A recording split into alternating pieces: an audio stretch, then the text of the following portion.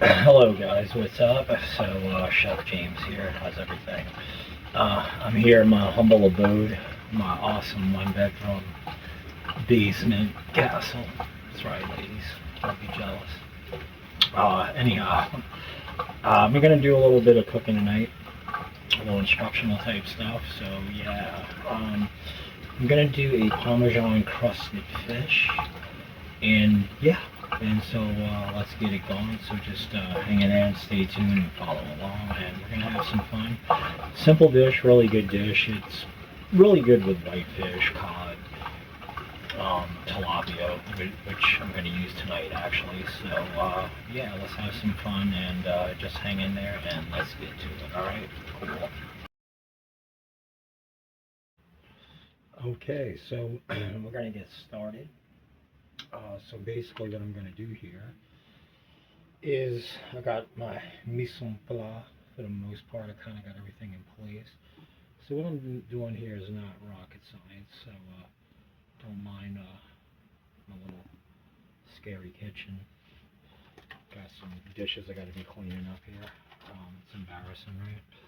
Anyhow, so I'm just gonna try not to stab myself. And in the meantime, cut out my tilapia. Now at work, I do wear gloves. It's mandatory, and you should, right? However, if you look at Marco White, Gordon Ramsay, real chefs. I mean, I don't know if I'm a real chef. I think I'm a real chef, but in high end, when you have your chef de cuisine, you have your executive chefs, and there's no hair nets. Our hands, fingernails are clean. We find sterile. We follow a sterile procedure, but that's how we work, right? Because we're cooking. Um, but of course, at work, it's a different story, right? I'm a sous chef. Obviously, I have a food handler's permit. You got to follow the law. But I'm home, right? So it's a different ball game. So I'm being old school traditional. So please forgive me, right? Tilapia. I'm gonna go ahead. I'm gonna baste this with a little bit of olive oil.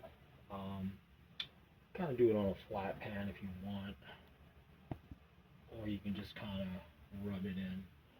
So for all intents and purposes, I'm just gonna kind of come over here really quick.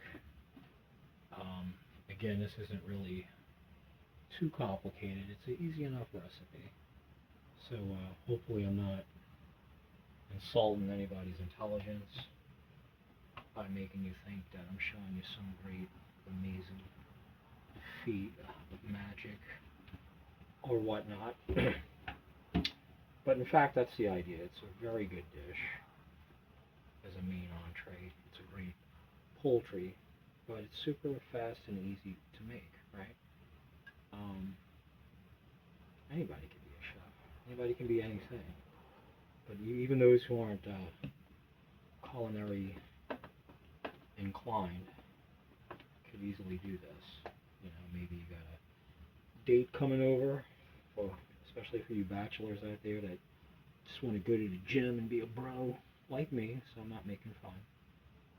And you're some high-powered top 1% in your field banker, and you got to eat, and just cooking was never your thing because you're a millionaire banker.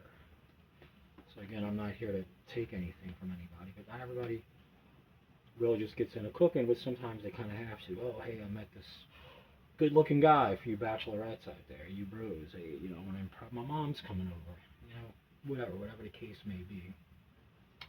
Then that's where this comes in, right? So you can be a world-class chef with a dish like this, and as you can see, it's super easy to make. So anyway, just bear with me for 1 second, guys. Just kind of got my little remote control, uh, Bluetooth. It's supposed to shut it off and on while I'm talking, try to make me look advanced. None of this stuff's even working. Got a little wireless mic. It's not even connecting. I can't connect both of these devices at the same time. I'm recording on my phone. Got this little tripod I'm using, but it's handheld. So I gotta go to Amazon. And so anyway, I promise these videos are gonna get better. I think I'm working an agreement down the street with a ghost kitchen, so I have a better proper lighting, better proper kitchen, commercial kitchen to be working out of. Green Apron. I want to give Green Apron a shout out. We'll talk more about them down the road. She's awesome.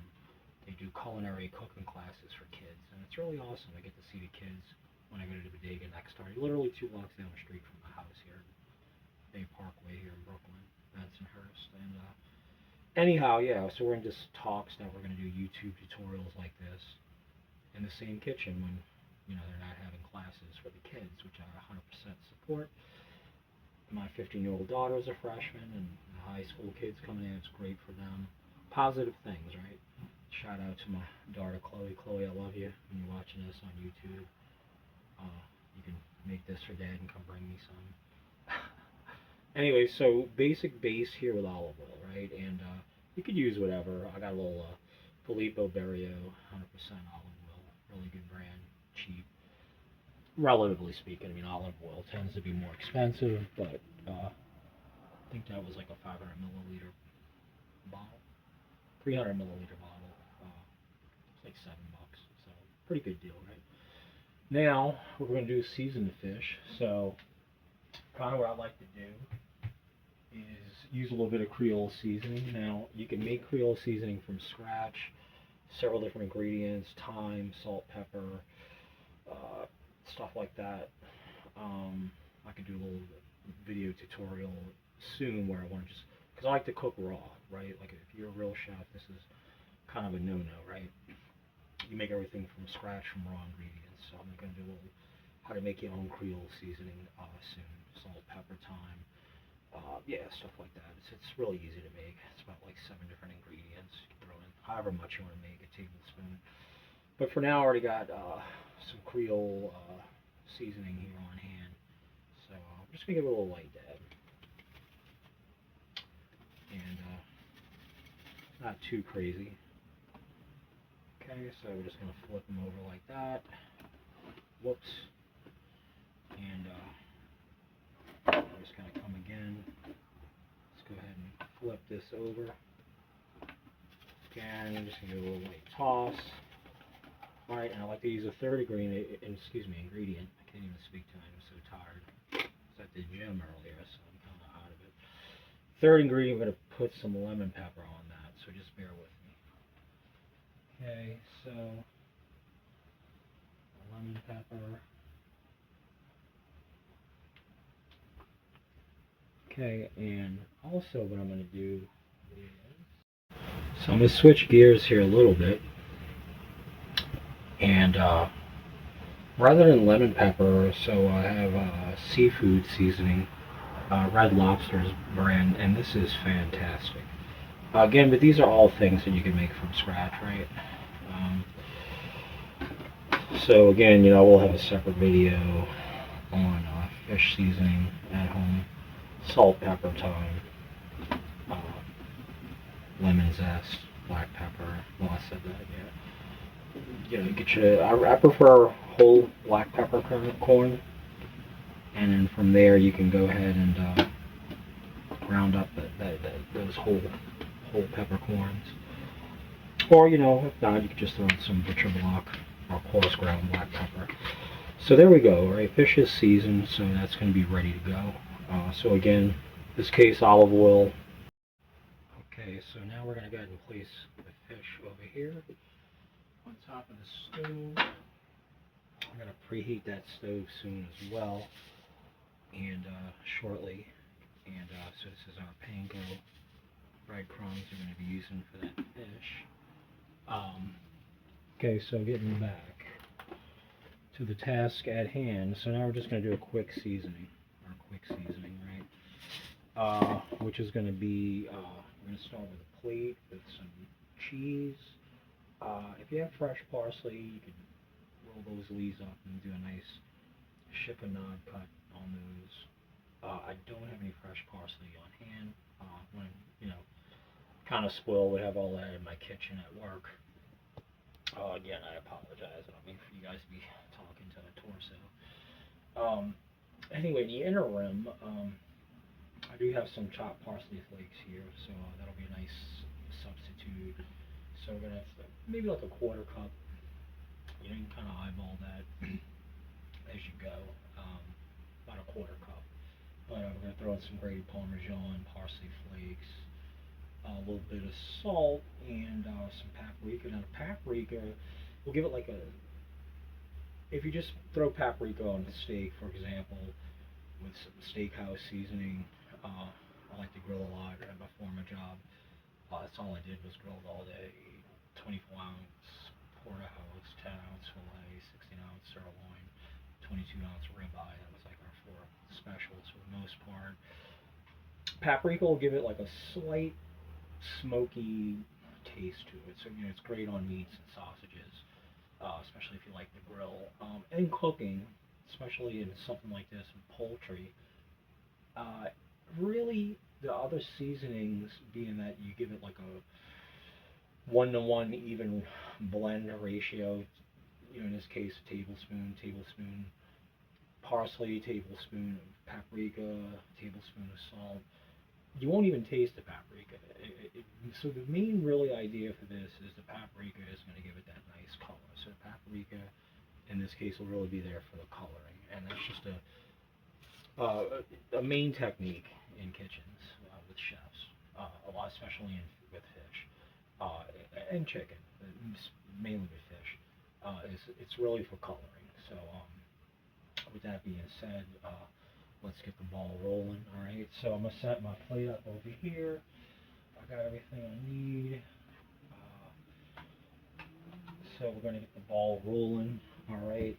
So I got a plate on hand. All right. So yeah. Again, not rocket science, but it works.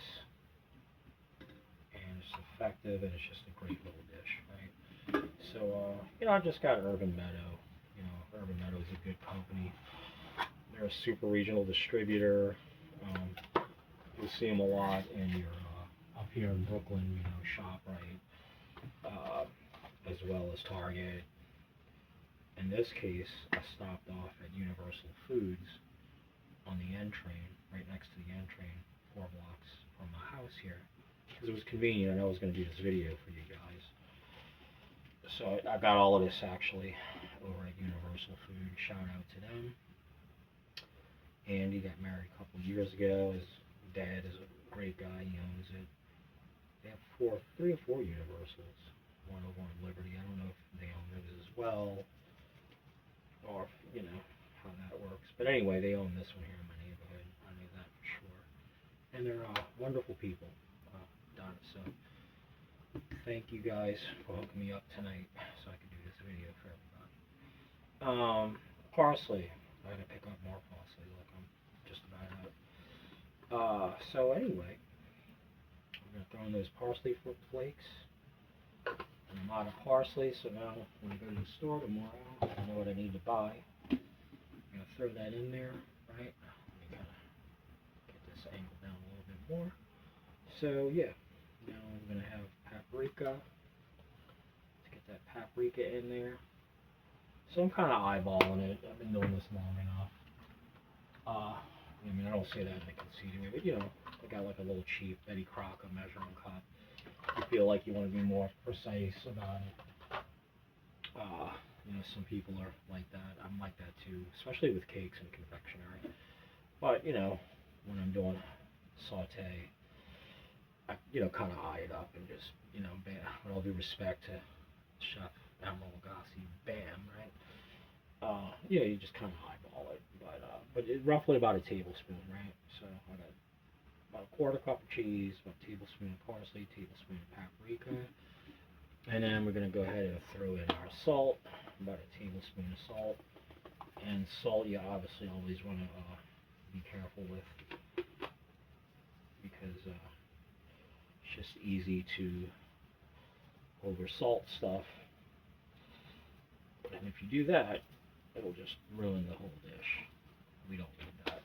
Not enough salt, it's bland, it sucks, we're gonna get a lot of complaints. But you can always add more salt to it, right? That's the concept in the kitchen, culinary school, any chef anywhere. That's the mantra, is that you always want to under-salt rather than over-salt, or under-season rather than over-season in general, and then you could always increase as you go. If you overdo it, it's ruined, right? And wasted your time, a lot of money on product, and you don't want that. So, alright, so we got this going. So this is our little blend. It's our pre-seasoning blend. So we're just going to give that a little swirl, a little swirly swirl. You just want to try to get an even blend. You want to get this to kind of evenly distribute throughout the concoction.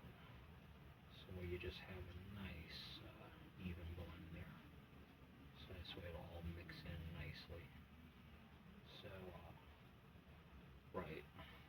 So that being said, alright.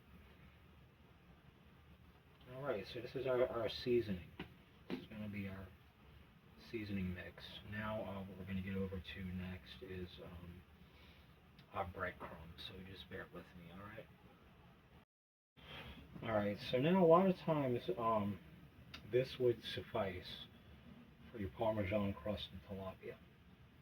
Right, and as a chef, of course you could do your own variations of your recipes, and, you know, but traditionally for the most part, people do a Creole seasoning, or instead of a Creole seasoning, seafood seasoning like I did tonight. So that's kind of my variation. I love red lobster seafood. It's very analogous to Old Bay. So again, people either use Red Lobster, Old Bay, McCormick, whatever brand, but they'll either use Creole, made from scratch, or store shelf bought, or they'll use seafood, whether it's homemade, which I'm gonna have videos on it. I like doing everything from scratch and homemade, or whether it's bought off the shelf. But again, the variation is always obviously grated Parmesan as your base, and again, you're gonna throw in your paprika, salt, and paprika and salt and Parmesan and some parsley. Now sometimes people substitute parsley with dill, so again, I'm just trying to give you the rundown of the traditional recipe. And of course the fish itself, we're going to base that like we did earlier with olive oil, and then we're going to hit it with a little bit of again, Old Bay or Creole seasoning and lemon pepper, right?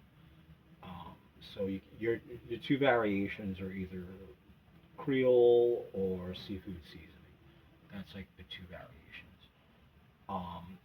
Now again, you can experiment and do your own thing and call it your own dish. That's when the artistic and creativity side of being a chef comes into play. And I hope you get there, right? That means you're enjoying your craft, and who knows, maybe you could be the next Gordon Ramsay. Anyhow, so the dip itself, the batter, it's, well, not necessarily a batter, there's no water in here, but, the crust, right, it's a dip. So the dip itself is going to be that grated cheese, about 3/4 of a cup, depending on, for about two, 5-6 ounce fillets, that's about the adequate ratio for that. It's going to be the batter Parmesan, 3/4 cup, tablespoon paprika, tablespoon salt. Again, careful with that salt. This fish is already seasoned. There's salt in that, so again, we're going to be careful with that, right? And we throw in the a little bit of parsley. But again, some people substitute parsley for dill, depending on your palate, depending on your taste, right? In this case, I kind of went with more of the mainstream. People seem to tend to use parsley more. So cheese, paprika, parsley, salt, bam. Now the final touch on this, what makes this really special in my humble opinion, is the paprika. So some people do it with paprika, panko. Some people either do it with panko or without. tonight I want this to be extra crispy. I want this to be a nice, extra crispy Parmesan tilapia, right? So the beauty in that is that panko is going to get a nice golden crisp in that 400-degree oven, making it just that. So that's the whole secret magic of breadcrumbs with panko. Now, again, I'm going to go ahead, so I already got olive oil on the pan itself, so there's no need to really hit this with any more olive oil or non-fat stick cooking spray, which is what I like to use mainly. So we already got a nice oiled up, I want to say protected surface, right? Because we don't want any things sticking to that surface. You don't want to have to peel your fish off with a spatula, and it's going to wind up happening. It's going to take a lot of the crust off the fish, which is the whole idea of doing this to begin with, right? So I want to avoid that. We don't want that. So voila, right? So here we go. Now what that olive oil is going to do is that acts almost when you're deep frying, right? When you dip your whatever it is you're doing, dip it in your batter, like a nice deep fried fish and chip, like a cod. You want to dip it in your beer batter, and then you put it mainly in your mixture of cornstarch and flour, right? Well, that olive oil in this case is acting like the flour. The olive oil is going to help that stick to the fish, and not only that, it's also going to help the fish itself to keep it moist, to keep it hydrated. You always want your fish to stay moist and hydrated, right? Now, as we're doing this, you also want to make sure you have the oven on already, because we want to get that preheated. And we're going to have that, like I said, at 400 degrees works for me. Fine, 450, it's a little too high at that point. And what happens is it just causes your fish to, unfortunately, not so much the fish, but the panko. The panko and the cheese will start to burn. And that's not good, right? So we don't want that. We don't want that. So again, I like to go heavy on my coating. I like to go heavy on my crust. That's just me. That's just my style. And that way it's baked nice on that fish. You got a nice thick coat. And it might not look like much now, but it comes out just nice. So I'm going to throw this in your oven, preheated oven at 400 degrees for about 10 minutes. And then we're going to pull out the finished product and see what it looks like, okay? Okay guys, so we're back. So now we're going to check out our finished product. We're going to pull that right out of the oven here, fresh out of the oven. So at 400 degrees, 2 5-ounce pieces of tilapia, aka whitefish. It doesn't take them long to come out. It doesn't take it long to cook, right? So here we're going to go ahead and have our finished product. And so there we go, voila. So that came out nice and perfect. And I always like to give it a check here with our thermometer. And you always want your fish to be at about 140, about 165. So I'm showing 170, right? You always want to, on your thermometer, go in and double check. You want to always make sure you're not hitting the pan. Sometimes chefs make that mistake. Rather than their food being cooked properly, what they're doing, in fact, is taking the temperature of the hot pan itself instead of the actual fish, right? And then there we have it. And so we got us a nice 170 degrees. So we are good to go. ourselves some nice, perfectly cooked tilapia, Parmesan-Crusted Tilapia, and we did the panko coconut variation, panko crumb variation, just to give it that extra crisp, that extra crunch, bite into that texture. So this is an amazing dish. It's a perfect dish. And with that, you can do a little bit of side of asparagus with a hollandaise sauce, very classic, typical, or a side of mash, garlic mash. You know, you can get creative. It's up to you. Typical, you know, classic side dish to go with that. Or in my case, I normally do like a linguine spaghetti. Throw it over a nice bed of spaghetti with maybe a little parsley, lightly salted parsley. So you want your like a nice, lightly seasoned plain pasta with your Parmesan crusted tilapia over it. So this way you have a nice starch to go with that, and it's not taking anything away from the dish itself, the main focus, which is the tilapia, and it's just nice on that visual. Is, you know, blended in nice parsley greens over your over your pasta for your presentation. Those colors blend nice. So in the restaurant industry, when we're coming out there as, you know, chefs presenting that, you know, it's part of the business, right? It's not only does it taste great, but it looks amazing. At that point, it's kind of artwork, if you will. So hence the culinary arts, right? For lack of a better term. So anyway, enjoy this. Make this at home. It's cheap to make, fast to make, easy to make, and you'll look like a rock star, right? You already are a rock star. So with that being said, enjoy your Parmesan-Crusted Tilapia, okay? And I'll be posting up more videos, more stuff. Next, I'm going to be doing a strawberry shortcake. Obviously, I like to try to cover the spectrum. So my next video, check that out. We're going to do a really good strawberry shortcake, all right? So this is your boy, Chef James. Love you guys. Check me out. My website, I have a lot of my dishes that more videos and tutorials on my website itself. Working on the YouTube channel, give me a little time on that. But in the meantime, check out my website, www.chefjamesqc.com. Alright guys, have yourselves a great night, and we'll see you soon.